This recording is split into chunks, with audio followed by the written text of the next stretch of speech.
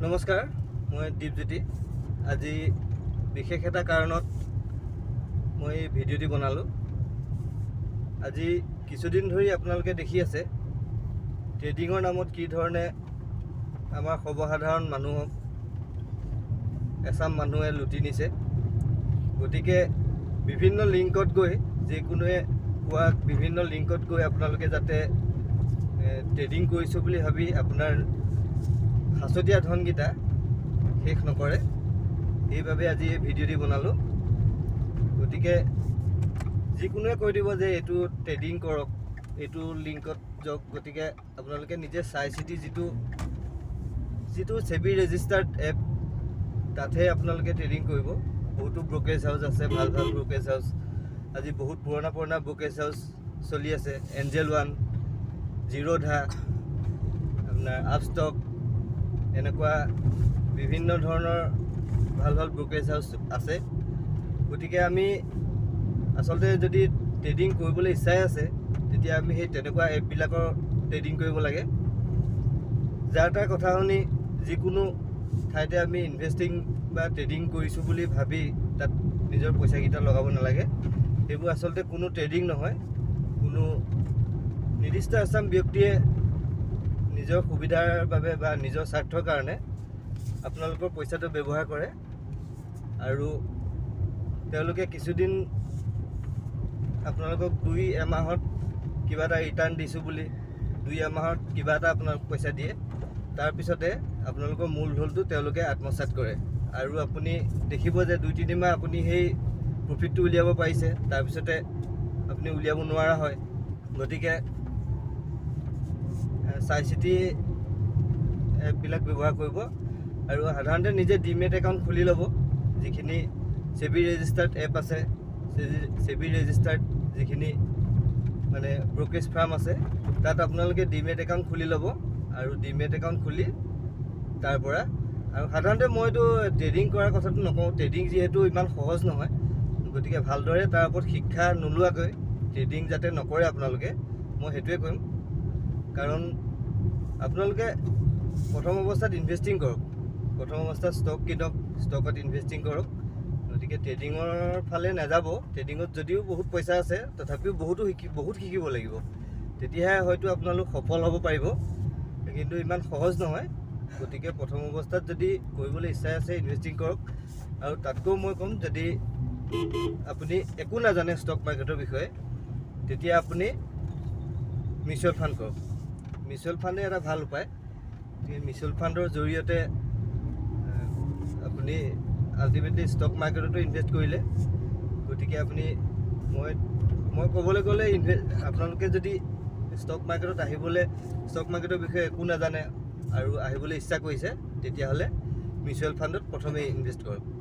আমি যিহেতু দেখা পাইছোঁ, কালি 2জন ট্ৰেডাৰক গ্ৰেপ্তাৰ কৰিছে। স্বপ্নলীল দাস, কালি যিদৰে স্বপ্নলীল দাস গ্ৰেপ্তাৰ হৈছে, গতিকে তেওঁলোকে যিহেতু ট্ৰেডিং কৰিছে, গতিকে ট্ৰেডিঙৰ পৰা উপাৰ্জন কৰিছে। অসমলৈ কোটি কোটি টকা তেওঁলোক আনিবলৈ সক্ষম হৈছে। যিটো লিগেলি তেওঁলোকে ডিমেট একাউণ্ট খুলিছে, আৰু ডিমেট একাউণ্টৰ জৰিয়তে তেওঁলোকে ট্ৰেডিং কৰিছে, ট্ৰেডিঙৰ পৰা পইচা উপাৰ্জন কৰিবলৈ সক্ষম হৈছে, আৰু সেই বিষয়টো বেলেগো 10জনক শিকাইছে। গতিকে সেইটো কোনো বেয়া কথা হ'ব নোৱাৰে, সেইটো অৱশ্যে ভালেই কথা। কিন্তু যদি ট্ৰেডিঙৰ জৰিয়তে তেওঁলোকে ট্ৰেডিং শিকোৱা উপৰিও আৰু বেলেগ কিবা কৰিছে, কাৰোবাৰ পৰা পইচা লৈ ট্ৰেডিং কৰিছে, সেইটো অৱশ্যে ইলিগেল। যদি তেওঁলোকে পইচা লৈছে কাৰোবাৰ পৰা পইচা লৈ সেই পইচা আমি ইনভেষ্ট কৰি মাহে মাহে আপোনালোকক ইণ্টাৰেষ্ট দিম বুলি যদি পইচা লৈছে, সেইটো অৱশ্যে ইলিগেল হ'ব। কিন্তু যদি তেওঁলোকে অকল শিকাইছেহে ট্ৰেডিং কেনেকৈ কৰিব লাগে, কেনেকৈ ইনভেষ্টিং কৰিব লাগে, কেনেকৈ ডিমেট একাউণ্ট খুলিব লাগে, সেই বিষয়বোৰ যদি শিকাইছে, গতিকে সেইটো কোনো বেয়া কথা হ'ব নোৱাৰে। কাৰণ আজি ইনভেষ্টিঙৰ জৰিয়তে আমি হয়তো কোটি কোটি টকা উপাৰ্জন কৰিব পাৰোঁ। গতিকে সেইটো শিকোৱাটো একো বেয়া হোৱা নাই।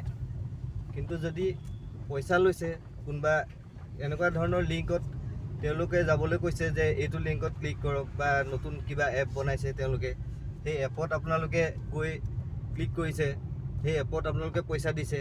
গতিকে সেই যিকোনো এপতে আপোনালোকে পইচা দিওঁতে আগতীয়াকৈ চাই ল'ব যে সেই এপটোত পইচা দিব লাগে নে নালাগে, যে সেই এপটো কিমান মানুহে ব্যৱহাৰ কৰিছে। আপোনালোকে যিহেতু যিকোনো এপ দেখিলেই গম পাব।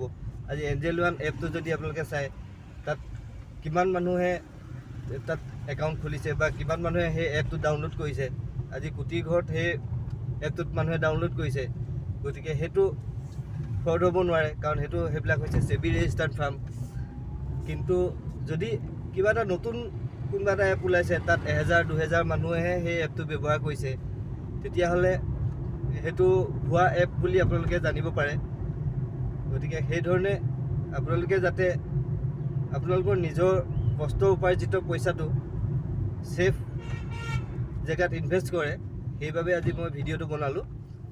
গতিকে আগলৈ ইনভেষ্ট কৰাৰ ক্ষেত্ৰত আপোনালোকে সকলোবোৰ চাই চিতিহে ইনভেষ্ট কৰিব।